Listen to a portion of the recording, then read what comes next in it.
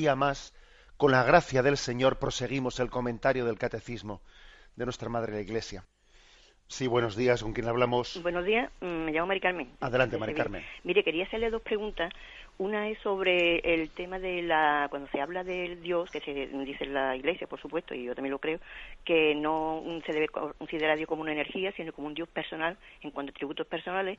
Y otra parte es la del tema de los patriarcas, de Noé, Abraham, Moisés y demás, que como la Biblia tiene una parte que es historia y otra parte que puede ser género literario, yo siempre he tenido entendido que estos patriarcas, Noé, Abraham, Moisés, eran históricos, porque si no, Dios no se iba a revelar a un personaje de novela ni nada de eso. Entonces, son dos preguntas. Una, las atribuciones del Dios personal, porque se llama Dios personal, y otro era en la historia real de la Biblia, los personajes estos de Noé, Abraham y demás, que sí eran históricos de verdad, aunque De acuerdo.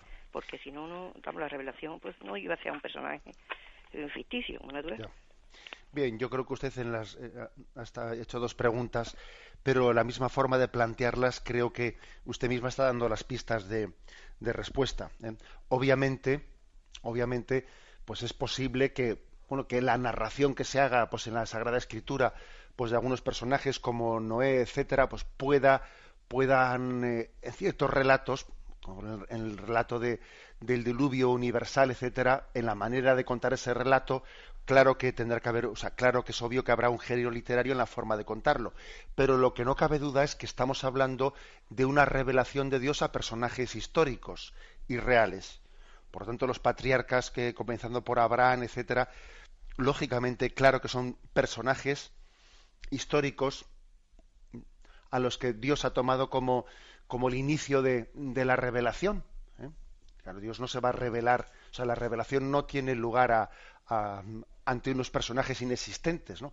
La revelación es un tú a tú de Dios con nosotros, con el pueblo de Israel y con personas concretas del pueblo de Israel. Luego, los mismos Adán y Eva. Adán y Eva, claro que son personajes históricos. Otra cosa, son los primeros padres, algunos tuvieron que ser. Ahora, que se llamen Adán y Eva, o que tengan otro nombre, o que en el relato, la forma de narrar su creación hay un género literario, pero el género literario narra una verdad. El género literario no es una mentira, sino que es una forma literaria de narrar una verdad. Bien, eso creo que es importante. Y con respecto a lo primero que he dicho sobre esos términos impersonales sobre los que a veces se habla de Dios, por ejemplo, como el de la energía, eso no ha nacido del seno del cristianismo ni de la Sagrada Escritura.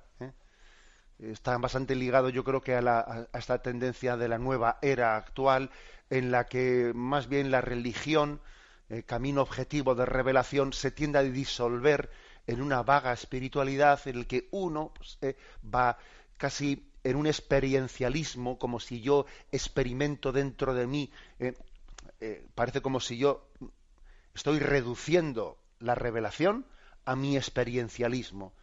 Es como olvidarme, oiga, mucho más allá de mis experiencias, Dios tiene un camino objetivo, histórico, concreto para revelarse, del cual luego yo tengo que hacer una experiencia, pero no soy yo el que creo el acontecimiento, sino que el acontecimiento de la revelación es el que suscita mi experiencia, y no al revés.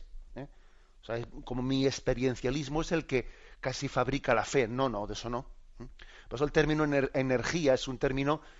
Mire usted, la energía es una cuestión física. La energía ni se crea ni se destruye. La energía se estudia en la clase de física. Y no es, a mí me parece que no es bueno hablar de la fe en términos de energía, porque eso es confundir la química, la física y la fe. Damos paso a un siguiente oyente. Buenos días. Hola, buenos días, monseñor. Buenos días, sí. Me llamo Elena y, bueno, primero gracias por su programa. Y dos preguntas tengo. Una de ellas prácticamente nos la ha contestado ella, porque ha sido muy parecida a la que ha realizado la primera oyente, pero bueno, se la planteo. Una de ellas es que en misa últimamente algunos sacerdotes estoy oyendo que dicen, cuando hablan del Señor esté con vosotros, perdone nuestros pecados, nos lleva a la vida eterna, en vez de realizarlo en modo subjuntivo, pues están últimamente algunos sacerdotes he oído que lo utilizan en modo indicativo, ¿no? El Señor está con nosotros, perdona nuestros pecados, nos lleva a la vida eterna. yo quería saber si eso es correcto. Ya sabemos que está con nosotros, no, pero el deseo ese, pues supongo que no depende de Dios, sino que depende más de nosotros. Entonces, a mí ya sabemos que está con nosotros, pero que lo utilicen en la misa, no sé, me desconcierta un poco y no sé si eso es correcto, que lo utilicen así. Entonces, esa es mi pregunta. Y la otra es, que ya la contestó prácticamente en la primera pregunta del interviniente. Yo tenía preocupación porque algunas veces mis hijos venían a casa y decían que en el colegio les habían dicho que lo de Adán y Eva, que les iban a contar un cuento, y que lo de Noé, pues que también que vamos a contar un cuento y tal. Entonces me vienen a casa y me dicen, pero esto es un cuento. Y digo, no es un cuento, pero pasa que tampoco es algo histórico, ¿no? Sino que está escrito con... Entonces yo no sé tampoco cómo a los niños decirles que no es un cuento, pero que tampoco es como el libro de historia, vamos, ¿no? Ya. Entonces, pues bueno, esas eran mis dos preguntas, básicamente. Muchas gracias, señor. Bien, muchísimas gracias. Es que hemos tenido un problema, y es que la palabra género literario casi la hemos equiparado con algo falso. ¿Qué es un género literario? Pues alguien que se inventa una cuestión. No, mire usted, el género literario es una forma de transmitir las cosas. Por ejemplo, un género literario es el género de la parábola. Jesús habla en parábolas. Luego Jesús miente. ¿Qué va a mentir, por el amor de Dios? Está en género de parábola, está narrando una verdad, una realidad. Entonces, claro, por ejemplo, se dice, Adán y Eva existieron. Por supuesto que existieron, los que fueron los primeros padres. Y entonces, todo el relato de la narración de Adán y Eva, nosotros entendemos que literalmente es exactamente así en cada uno de sus detalles. Oiga, está narrado en un lenguaje de género literario. Algún ejemplo he puesto yo aquí, como cuando dice, estaban Adán y Eva en el jardín y oyeron las pisadas de Dios. Entonces se escondieron. Las pisadas de Dios, pero ¿qué pasa? ¿Que Dios tiene pies? Ya lo sabemos, que no los tiene, ya sabemos que eso es un género literario, en la manera de decir oyeron las pisadas de Dios. Quiere decir que cuando Adán y Eva pecan, no se sienten cómodos ante la presencia de Dios y se esconden, etcétera. Bueno, por eso sí que creo que es importante que no identifiquemos género literario con falsedad, porque no es una manera de narrar algo verdadero.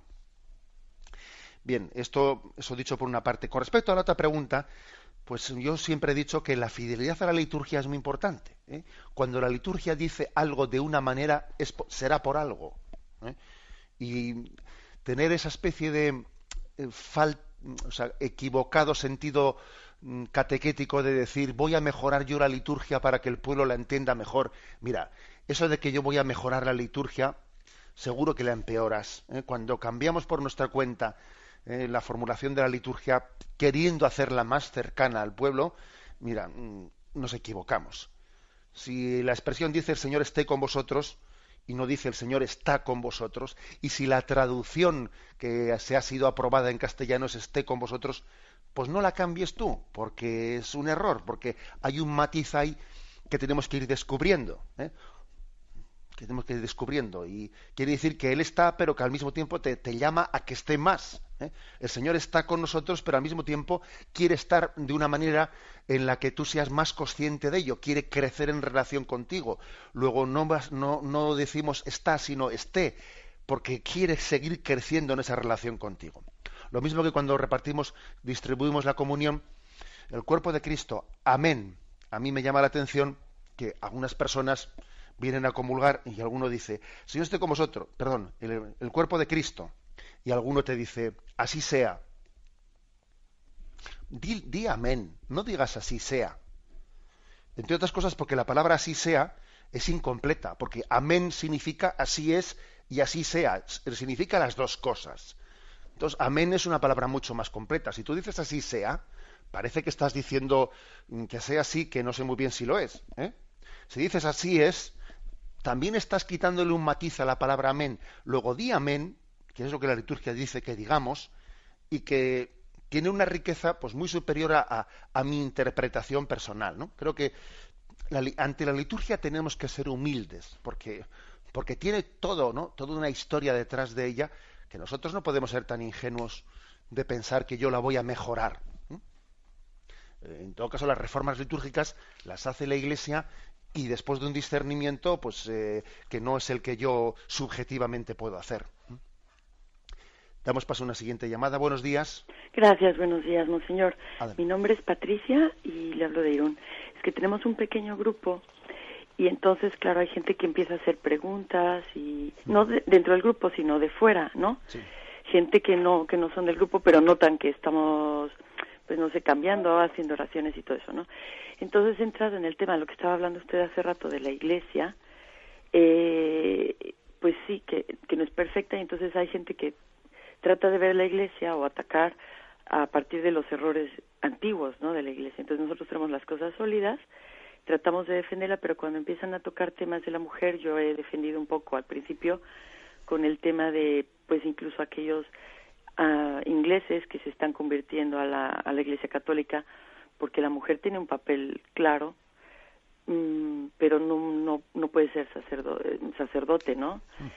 Y claro, la gente dice, no, pero es que es una institución machista y tal, y la defendí tan mal, a pesar de que yo traté de sacar mis mejores ejemplos, de que esta persona, pues ahora, yo tengo el problema de que está un poco así como alejada del grupo que estamos, ¿no?, que nos vemos los viernes y eso, está alejada y no me habla y no lo he sabido defender bien y me siento culpable por eso, ¿no? ¿Dónde me puedo documentar o qué me recomienda? Ya, de acuerdo. Bueno, yo no creo que una persona se aleje de la fe o se aleje de la Iglesia porque usted, a la hora de defender el por qué la Iglesia tiene, pues ha tenido en su historia, ¿no?, pues una presentación de que el sacerdocio esté destinado para los varones, etcétera. Me parece difícil de creer que esa persona se haya alejado de la fe o de la Iglesia porque usted haya defendido eso mejor o peor, ¿eh? También me imagino que habrá algo de orgullo o de amor propio, etcétera, en ese alejamiento. Yo creo que a usted lo que podía, o sea, lo que se me ocurre transmitirle es decir, oye, nosotros no inventamos la fe, ¿eh? O sea, la fe y la tradición de la Iglesia es algo que nos supera. Jesucristo también, él sabía más que nosotros, ¿eh? Jesucristo amaba a la mujer mucho más que nosotros la amamos. Y la dignidad de la mujer, bueno, pues está incuestionada en el corazón de Cristo, todo lo contrario, ella le quiso de una manera tan personal, superando también pues las costumbres machistas de su tiempo, y es impresionante ver cómo los evangelios hablan de que Jesús tenía grupos de mujeres que le seguían, etcétera, ¿no? O sea, Jesús quería mucho más a la mujer que nosotros, antes de que existiese pues el feminismo. Le quería mucho más. Y sin embargo, el sacerdocio lo instituyó para los varones, a los 12 apóstoles. Luego, no vamos nosotros a redescubrir el Mediterráneo y nosotros no vamos a ser más papistas que el Papa. O sea, nosotros no vamos a querer más que Jesucristo. Jesucristo quiere más a la mujer infinitamente, dio su vida por ella. Luego, esto de que el sacerdocio esté reservado para los varones no debe de ser ninguna cuestión de discriminación, porque Jesús desde luego no discrimina y no discriminó. Luego debe de haber otra interpretación que entra en un misterio de la espiritualidad. Luego, creo que esta es la manera de transmitirlo. Es decir, mira, si yo no sé todas las explicaciones, si seguro que yo no sé decirte todo, pero lo que está claro es que confiamos en Jesucristo y confiamos en la tradición de la Iglesia en la que se ha transmitido lo que fue la enseñanza de Cristo. Nos despedimos con la bendición de Dios Todopoderoso, Padre, Hijo y Espíritu Santo. Alabado sea Jesucristo.